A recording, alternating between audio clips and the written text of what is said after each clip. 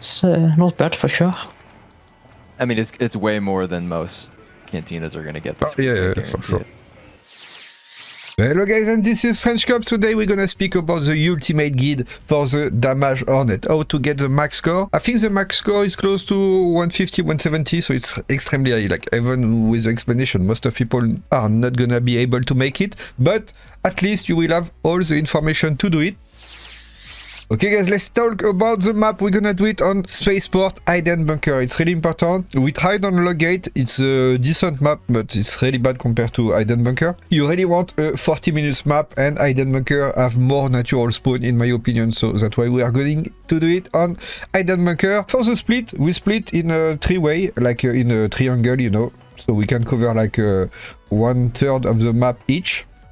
You can also do 2 players at the control tower and 1 at the south trench. It's okay. I mean, if you want the max score, you need to split like 3 players, but if you want something like safer, you can just do 2 here and 1 here. It's also okay. You will lose a bit of point compared to the 3-way split, but it's safer. I'm gonna show you now all the location. For the player A, you have to go in the south trench at the north of the map. You can also use a snap hook. It's really useful, so people can't push you. Like because if you put a zipline, like people gonna push you or stuff like that. Okay, it's too far. Sorry, I'm not playing at this position, so I don't really know. But it shouldn't be really complicated. Let me check. Like this. From here, you have a really good angle. Be careful, because I know that sometimes they are spawning inside the trench at the bottom, so you have to be careful. They are flying like around. From here you have to check all this part, because you're probably the only one doing it with the guys at the control tower, so you have to check there. You have to check here, because the other people, they don't see behind the rocket launch towers. Like if you are in the A6, you can't see behind this because it's blocked by the towers. So you have to check like this position, and you have to put like everything here, like here. At the shipyard, you have a lot of the shipyard. There is a lot of spawn like snitch and hornet and stuff like that. There is like many of them at the shipyard spawning around. And same, you have to check the trench on this side also, not only the other side. And voila. I recommend to put a giant mine in the stairs, because if people are pushing you, you know, from the trench, because there is a lock room under, at least you can hear them if they are pushing you. And I recommend to put also a barricade like at the bottom, and so you know, if they are pushing, you have time to react. And if you are getting in trouble, you know, with a hornet, like look, I'm doing it. Imagine you have some trouble, you can just take a cover inside here. It's really nice. Then we're gonna go on this little sniper tower on the roof between arrival and departure building. So it's better to use a snap hook, because otherwise people can push you if you put some zipline, you know.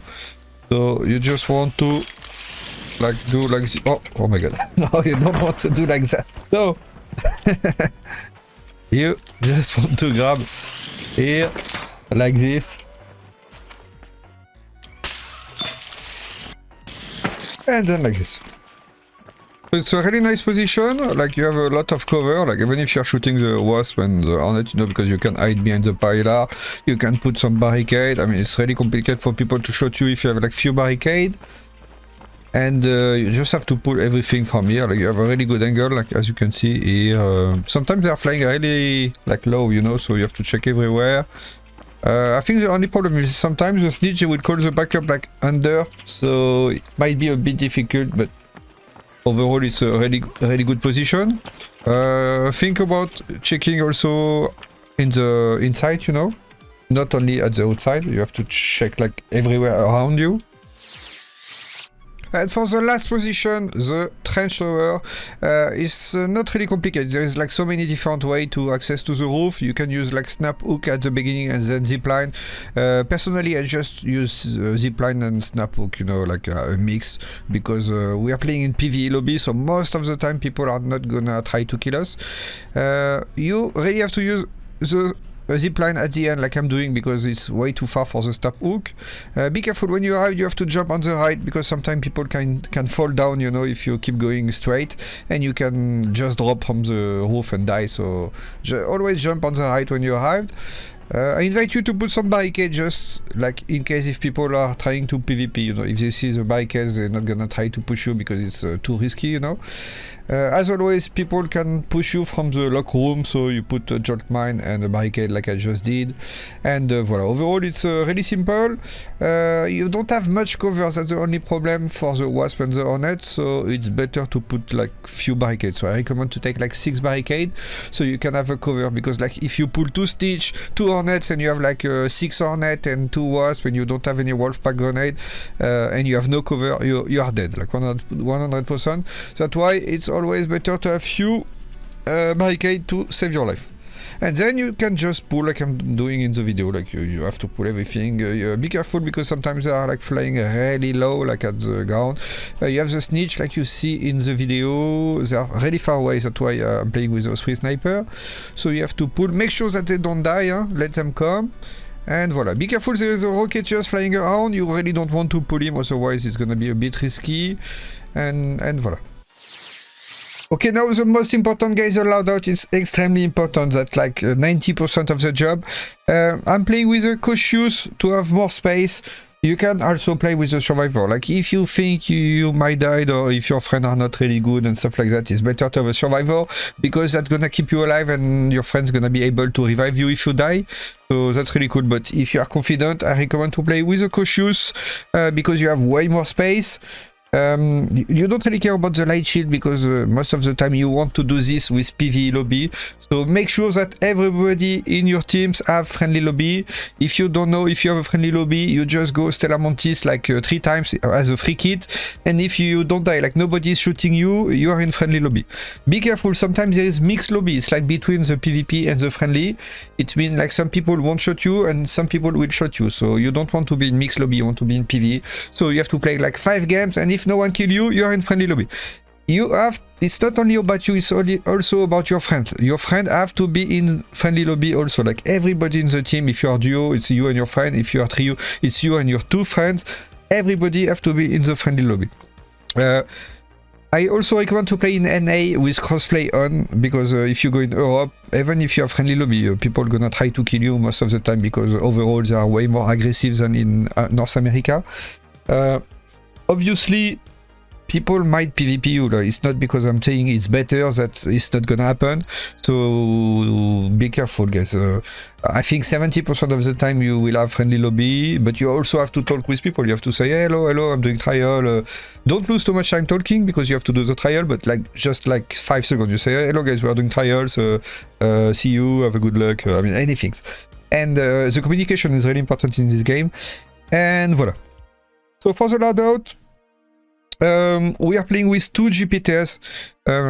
Usually I recommend to play with the Hull Cracker, but it's not really good for this kind of trial. The Hull Cracker is really good when you have to use like the scanners, because like the 2 wasps gonna respawn like next to you at 1 meter, so you can instantly kill them with the Hull Cracker, which is really nice. But the problem with when you are not using the snitch scanner, everything you're gonna have to pull like really far away, and the Hull Cracker is really bad for that. Like to shot something at 50 meters, it's extremely complicated. So even if you are extremely good with the cracker, it's really not worth it. That's why you have to use the Jupiter. The problem is 1 Jupiter is not enough for 40 minutes because it is gonna break. It's 1 Jupiter is like 5 stacks of ammo. That's why I have 10 stacks. So that's why I'm using 2 Jupiter. You have to keep in mind, I didn't even know that when I made the video at start, because I always play with Hull Cracker. But if you have like 1 ammo left and you reload, you're gonna lose the ammo. Like you can't reload. It's not the same as the Hull Cracker.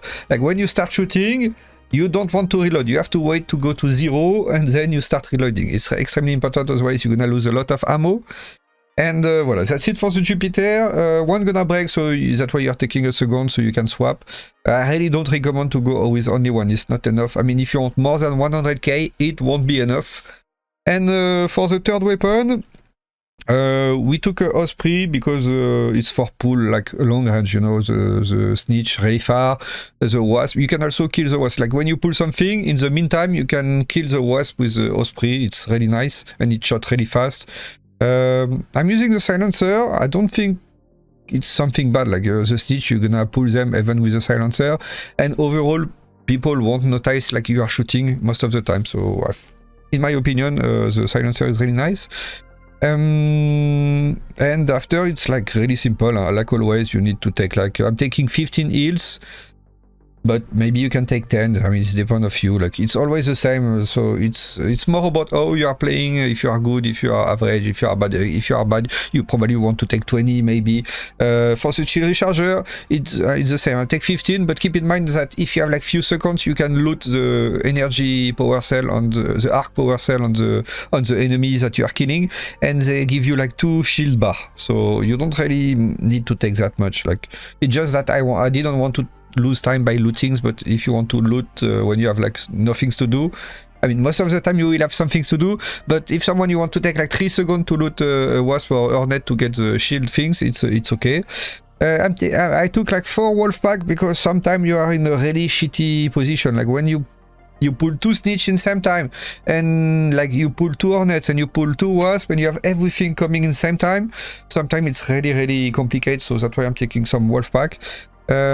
Most of the time you won't have any problem with the rocketeers. I mean, maybe the guy at the trench tower can have some problem because there is a rocketeers nearby, so I highly recommend to have the wolf pack. But overall, this is only to avoid like a shitty situation. I took also 3 barricade, but I think 6 is better when on the A6 tower. I think for the other position 3 is enough. It's just for the A6 I recommend 6 at least. And I took some jolt mine. I don't think they are really needed because most of the time the lobby gonna be friendly. But you know, I'm playing since 3 months, so I'm used to have PvP lobby, so I'm taking that just in case if people want to PvP. Because I already explained, but every time you have a lock room like under you, people might push you from the doors, so it's always good to have like a jolt mine. So if you hear the jolt trigger, it means people are pushing you. Maybe they will be friendly, maybe not, so just in case I'm using jolt mine.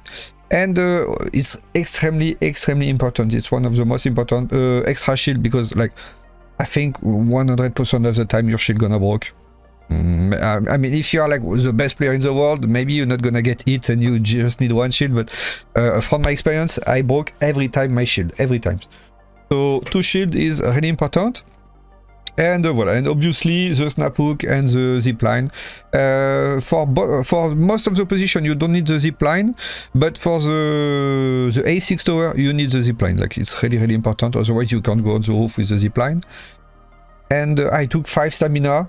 It's probably better to have 10. Like you need 5 at the beginning to go at your position, and probably 5 at the end to go at the extraction. But I didn't have much space. That's the problem. That's why I took only 5. And voilà. Okay, let's go for the explanation. The loadout was a bit long, but it's really important. You have to understand that this is 90% of the job. Like the loadout is really important. I shot this one 2 times and it didn't die. Fuck me. It crashed.